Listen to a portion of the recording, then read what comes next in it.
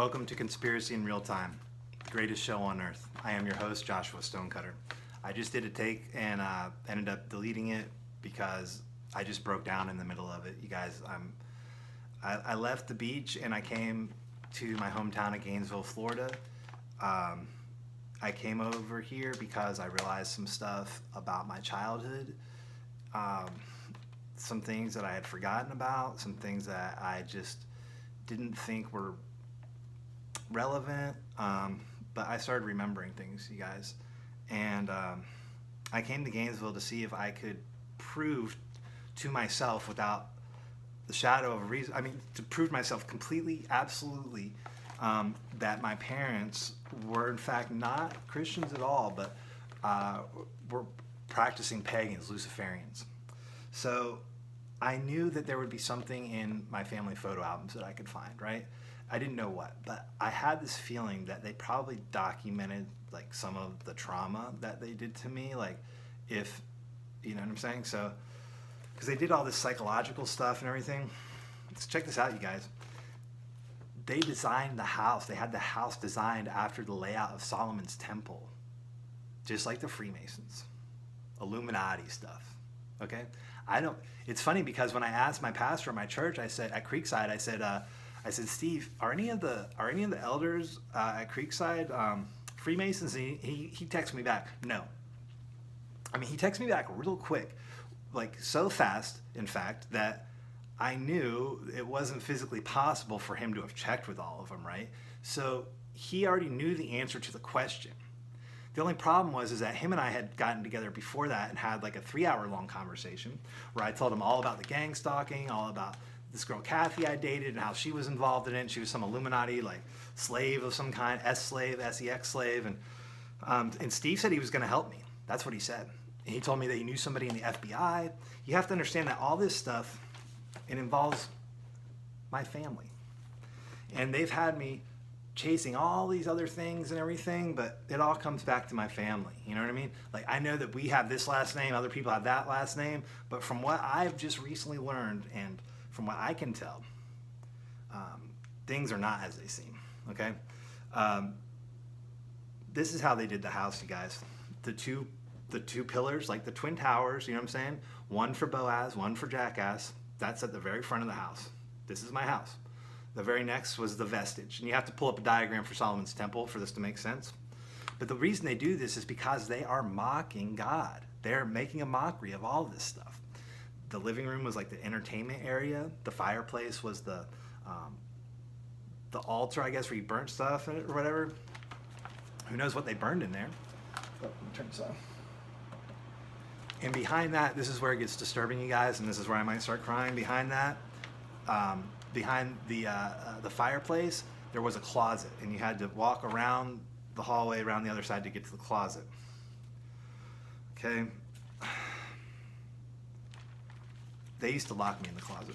They used the closet to psychologically torture me, to psychologically condition me and to torture me. Let me explain. This is what I wrote. They would lock me in the closet. Sometimes, most times, Daniel was in there with me. Daniel was my brother. I could hear them on the other side of the door. They locked me in the closet. I remember crying.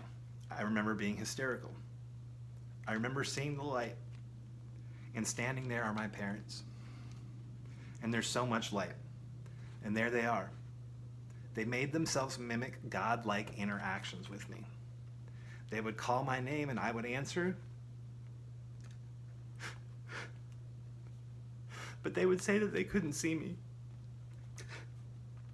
And I couldn't see them.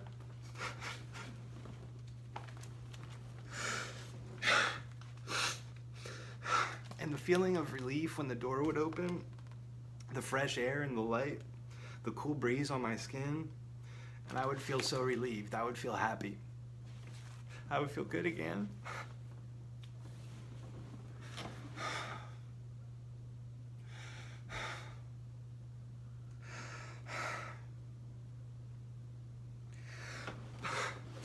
Before the foundation of that house was poured, They knew what was going to be going on. The people who helped design that house, the architect, the people that helped build it.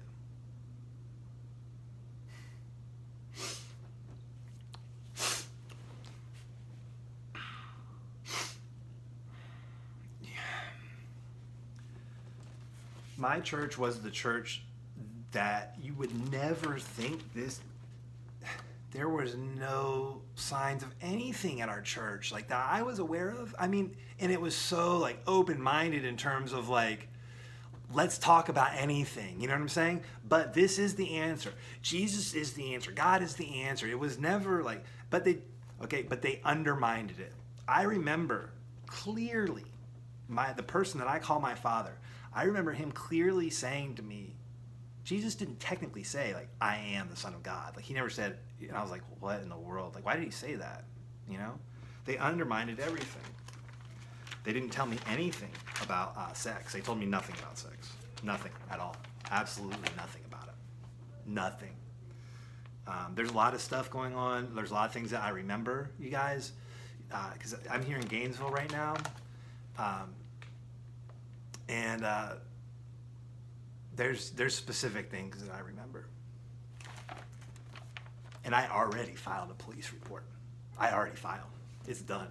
The names are dropped. And the person who was writing stuff down, he actually told me to stop. And I said, do you have enough? And he said, yeah, dude, I have enough. Do you see what I'm saying? Because I didn't realize I was looking at it the wrong way. I was looking, because this is what happened, you guys. I had to prove to myself that they are in fact Luciferians. So I went to my mom's house, I looked in the photo albums, and right there, next to the pictures of the foundation of the house being poured, is a blueprint of Solomon's temple. And right then and there, I realized it, you know what I'm saying? And all this is documented because I had to get a locksmith to let me in. The alarm went off, the police came, GPD, Gainesville Police Department came. You know what's interesting? I don't even know if they filed a report. I don't know if they filed anything. Well, we'll have to check into that. So all I got to look at was one photo album. And when I left, I didn't think that I got what I was looking for. I didn't think that I had it here. I got it on my phone. And I called this girl from Victim Services who I've been talking to, and I was like, I didn't get anything. Like, I didn't get what I was looking for. And then I was so upset, and I got back to the hotel. This is the picture that they have right next to the foundation for my childhood home. That. And above it is a picture of the foundation of my house being poured. This is all on TikTok. You can check it out on TikTok. Okay? Now, this is after about a year. This is after about a year of me talking to my mom over and over again, me talking to my dad, asking them if any, like, Freemasons may have designed our house or something, and, like, wait a second, the guy's last name was Mason, blah, blah, blah. You know, they have been, the people who I've been going to for help have been the people that are misleading me. Everybody. My parents, my pastor, friends, everybody. I have to lie to myself and tell myself this person I'm interacting with isn't involved and he's not messing with me in order for me to, like, be okay. Like, it's so weird, like, because I do get harassed and gang stalked by the same cult that my family is in. This stuff is not rocket science, you guys. This stuff is not rocket science. I don't think the person that I've been calling my dad is my father. I think that he's like a half brother or perhaps my nephew. I think the person that I call grandfather, that is my dad. I'm pretty sure, you guys, because I look like him, and I act like him, and I walk like him. And you know what? It was all too easy for me to file a report on my mom and dad, right?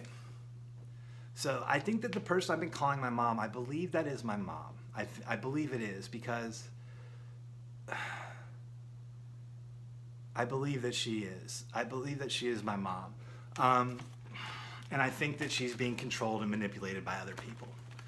And because she's like, I mean, she's involved with this stuff. You know what I'm saying? Like, she knew that it was going on, like 110%. You know what I'm saying? The whole church knew. I went to Creekside Church in Gainesville. The entire church knew. And the people that didn't were the people that were like getting like used in, effed in the A. Literally. You know? Like, let me tell you how I put these connections together, you guys. 20 years ago, I did ketamine when I was using, right? They've been setting me up with people. They've been setting me up with friends and girlfriends and everything my entire life, you guys. Like, it's just insane. I didn't accept that as a theory. I kept going in and out. You know, because this is the weird thing, you guys. Not everybody is involved with this stuff. Like, not everybody knows about it. They're still keeping up this grand charade for somebody or some people. But, like, it's almost as if they're not even trying to keep up the charade anymore for me. And I think that's what's happened after, like, a year or two of me, like, you guys don't understand. This has taken over my life. I do not have a life anymore. I don't have one friend on the face of this planet. I just had a victim advocate assigned to me, and she has already done 3 different things to let me know who she's working with. She's undermined me. She didn't return any of my calls one day. I don't even want to talk to her anymore. The people, okay, this is how it works, you guys. This is the reality. The people who you trust the most, the people who you suspect the least, are the most guilty. Okay? Period. End of discussion. That doctor you know, who you respect a lot, who kind of has like a weird, sick, twisted sense of humor. Yeah. All of them. Every single priest and pastor in America. Every single one. All of them. Every single politician. Look, they're either doing it or they're complacent with it. I'm just one person, man. I'm just one person. There's only so much I can do. You know what I mean? There's only so much I can do. But yeah, I think that's the deal. I think that I'm part of some intergenerational Illuminati crime family or something. But this is the funny part. Nobody's going to investigate. Nobody's going to do anything about it. Something's going to be done about the people that raised me, Bob and Nora. Something's going to be done about them. Believe it. And if I have my way, the person who I call Uncle Gordon is going to F down too. Because where in the heck would my parents have gotten ketamine? Where would my parents have gotten ketamine? I have this memory being a little kid, you guys, being a little kid in my crib, being effed up on K. And it has taken me like 25 years to realize that, because I did ketamine as a young adult when I was like 17 years old, 18 years old. And guess what? I did it with a girl who was cousins with people who went to our church. What a coincidence. They were trying to reintroduce me to that substance so that I would have new associations with it. They also reintroduced me to ketamine to see if anything came up from my past. And it did. Check this out. I just didn't realize it. I was sitting on the front porch, and I was coming down off a bunch of K, right? And we were sitting there, and I was just like, this is all too familiar, man. Like, and I remember saying, I was like, I have been here before. I was like, I'm having deja vu like you wouldn't even believe. And my friend Julie was like, yeah, no, I get it. And I was like, no, you don't get it. I was like, something is going on in my head. Like, and it's not a bad thing. I was like, something's going on. And Bob Dylan was playing. That was my dad's favorite musician. And something just, I can't even, this is what I kept saying. I kept saying, I've been here before. I've been here before. And now, after all these years, because I saw it back then too. I saw where I was, but I just didn't know how in the world. I figured, oh, this drug makes everybody feel like they did when they were a little kid. I was in my crib. You guys, I was in my crib. That's when I felt that way. That's when I remember being effed up on ketamine. When I was like, I was in my crib. There is no way that person that raised me is my dad. There is just no way. That person is not a man. And he did not treat me like, he naturally did not treat me like I was his son. Do you see what I'm saying? Like he tried. He actually tried, but he sucked so bad as a person. And he just sucks that so bad as a person. I'm better at mind control than all of them because I have somehow managed to mind control my way out of this. And the only way I was able to do it was by not listening to anybody, you guys. I'm serious. That is the only way I've been able to figure all this out. I had to stop listening to every single person in my life. Everybody. Every pastor, every teacher, every friend, every relative, everybody. I had to trust my gut. I had to get off drugs. And that part really sucked, man. Like realizing that I was going to die and not figure this out, and that I needed to sober up in order to like address this stuff, because like I was getting so whacked out trying, like I would like try to talk to somebody, I'd be like not sober, you know what I mean? And it just didn't go well for me. They were able to trick me and mind control me.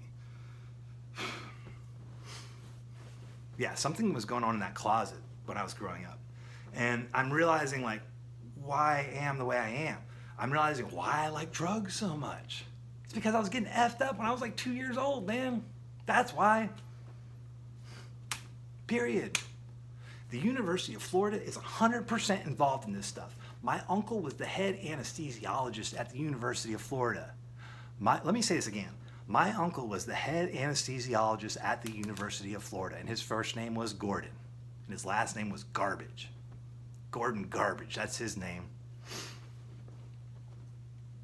And I can't put my finger on it. I don't need to, because I know what happened to me. And I know that everybody that was involved with me and my parents knew what was going on. And my dad and Gordon were thick as thieves. Something isn't right. This is all connected with all this politics stuff. They were hugely involved in the Right to Life movement. And Gordon supposedly didn't move to Gainesville. He didn't even know my aunt or my family until like the late 80s. And yet he somehow managed to file a nonprofit for abortion rights in Gainesville back in 1975 before my parents even left for Israel. My parents went to Israel to get trained in how to psychologically abuse their children. And they went over there for the birth of my brother, the person I call my brother. He was born in 1977, a sacred number. Oh, by the way, this video I'm doing on November 6th, mother effers. And I don't care about all this numerology stuff, all this date stuff, but I know you guys do.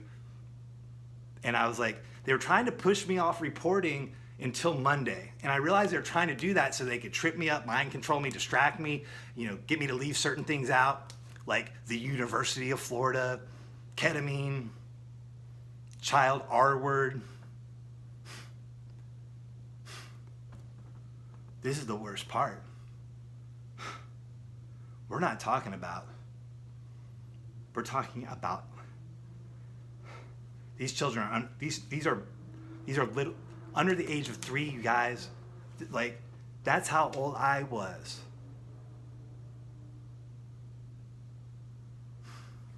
All the elders at my church, every single one. My dad was a deacon at the church. Every single church in America. Every single church in America. Yes, every single sheriff is a Freemason. Get over it, man. Look, I was raised by the Illuminati. And they must have freaked out when I genuinely accepted Jesus Christ into my heart. Because that's what this is all about, you guys, for me. Like, I'm sure that I would have gotten it some way or whatever when I was a kid or something, but like, this is what I believe. I think they took, when I became a Christian on my own. I accepted God on my own. It was without influence of like other people like, hey, do you want to become a Christian? Yeah. Like, you know how they'll have these call to the altar things, and it's like, it's a mind control thing. They're pressuring you into accepting Christ so that you do it when you don't really know what you're doing. That's what all the churches are doing. They're getting you to accept this like perverted version of Christianity that is not what Jesus taught at all. I believe the Bible was put together by Satan personally, and I believe that there are good parts in there. So I just stick to the stuff that Jesus talks about. I just stick to the New Testament stuff, and I'm sure I'll read some more, but I don't read anything in the Old Testament. It's all about Jesus for me. And reading the stuff that Jesus has wrote has helped me, or said, has helped me immensely. He's told me that I can't listen to anything that these people say. I have to watch their actions. He's told me that you can't serve two masters. You cannot serve two masters. You can only serve one master. You can't serve two. You know, the Bible also told me that my mother and my father would betray me. And I underlined that when I was in middle school, and I had no idea why. I remember feeling bad about that, guilty about that. So their Illuminati Satan is hanging out in the church because it's the best place for them to hide. And like my older brother like knows about, he's involved with all this stuff, like 100%. You know what I mean? My older brother is like probably moving into the family business or whatever that is. I know what it is, and I'm not going to talk about it on here. But it's not good. That's all I'll say. That's all I'll say, okay? It looks like my last name, Wickham. It looks like, it's like all this stuff means something. I believe that when I talk to somebody who's a Freemason, if I tell them that my name is Joshua Wickham, that tells them I was effed. I'm not kidding you guys. This is what I believe. I think this is true, okay? I think that if I walk up to like a Freemason and tell them, hi, my name's Joshua Wickham, this is what I just told them. My parents likely effed me in the A. I definitely grew up in a mind control cult environment. And my family is wicked. Or Wiccans. Do you see that? Or something. Like, that's what I think. And I've been right about everything so far. You guys, like, there's been a few little minor details that I didn't get quite right, but the overall general strokes, 100%, you know? There's a lot of stuff that I can't talk about right now or shouldn't talk about right now. If I'm right, I know I'm right, I'm gonna need an attorney, you know what I'm saying? My childhood address added up to 666. 67, 15, there's 3 6s in the address, okay? All right, check this out. 6715 Northwest 63rd Court. 67, there's the first 6. 15, you see, 1 plus 5 is the next 6, and then the 6 and 63rd Avenue. Interesting fact, right? That's just one address. Okay, so the numbers add up to 666, no big deal.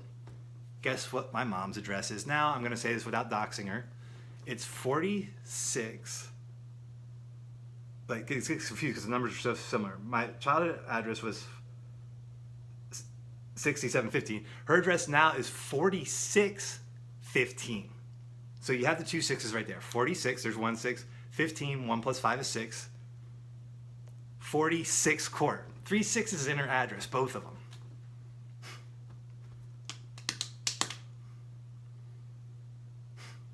I don't really know what else to say for now. I mean, I just unloaded a bunch, you know what I mean? Check out my TikTok, you guys. TikTok will fill you in on a lot of the gaps in what I'm saying. I just rambled off a bunch of stuff. Like, I'm sure I lost my train of thought a couple times. You know what? I used to like really beat myself up over that stuff, but like today I love myself, you guys. Finding out all these horrible things about my family has helped me understand myself. And I've always loved myself, despite all this crap. But I'll tell you what, it's been hard. It's been really, really hard because they've been undermining it the whole time. They, meaning my family and people who are associated with them. Apparently, it's quite a big family. I don't know what my last name really is, if it's Astor or that's probably it. That's probably it. You know what I'm saying? Because they got big old thing here in Florida. I don't know. That's just a guess, though. That's just a total guess. Maybe we're Rothschilds. Who knows? I'm just guessing. But I was right all along, you guys. And the only reason I doubted myself was because everybody I turned to for help was either literally or metaphorically effing me in the A. It's crazy. But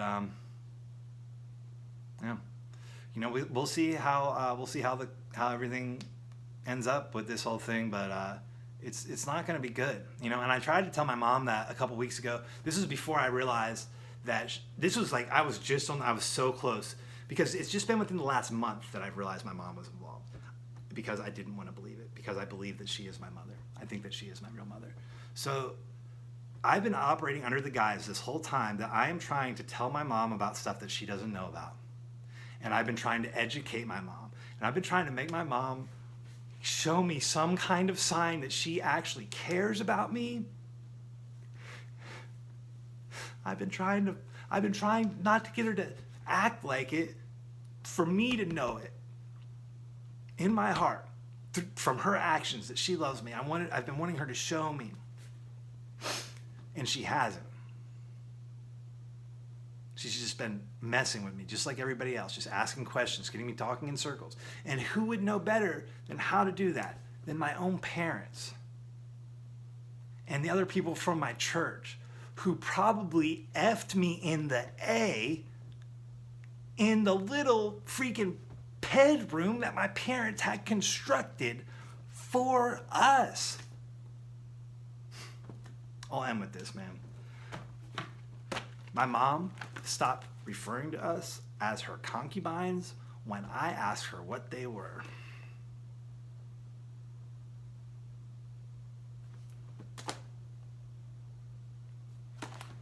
Who built that house? Who designed that house? Who is Frederick Robert Mason? You see, if you check this out, you guys, if you guys want to do any research, this is it. Check out the deed records for 6715 Northwest 63rd Avenue, Gainesville, Florida. Okay? You're going to see something really strange. The house sold, you'll look at the names, you got to look at all the names and everything. Just the sales records are weird. This house sold for $40,000, the property sold for $40,000, and then when my parents split up, they made it look like with the house and everything that it sold for $40,000. It doesn't make sense. Then there's another sale for like $175,000. So like, why are my parents lying to me about how much? They lied to me. They told me that the house sold for like $60,000 or something. They told me some low amount. They didn't tell me $40,000, which is the actual amount. So from between 1980 and like 1999, they're saying that with the house installed, the property value went up $500. Also, the deed was transferred from somebody whose name kept changing. I think that, I don't even understand. You guys got to look at this yourself. Somebody else has to figure this stuff out for me, because it's confusing for me. And there's documents missing. Look at the deed records, the deed sales records for 6715 Northwest 63rd Avenue, Gainesville, Florida. And you'll see there's a Robert Wickham, and then there's a Robert Frederick Wickham, but then there's also a Robert Frederick Mason. I don't know who this... My parents told me the guy's name was Fred Mason. But now that I'm looking up, there is no Fred Mason. There's Robert Frederick Masons and all this stuff. But, you know, guys, I don't know.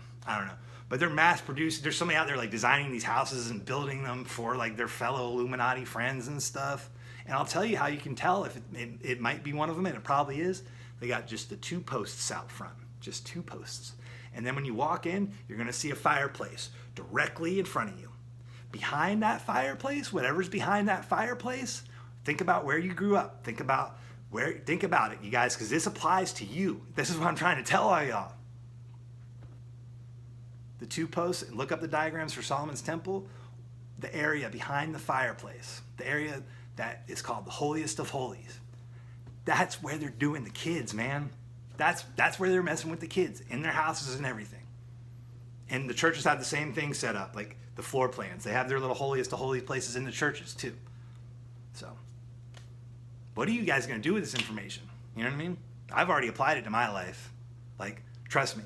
I'm like starting to work towards the downstroke of all this, you know, which I assume is just them murdering me, quite frankly, which I don't want, for the record. I don't want to die. All right, you guys, I'm going to peace out. I love y'all. Thanks for tuning in.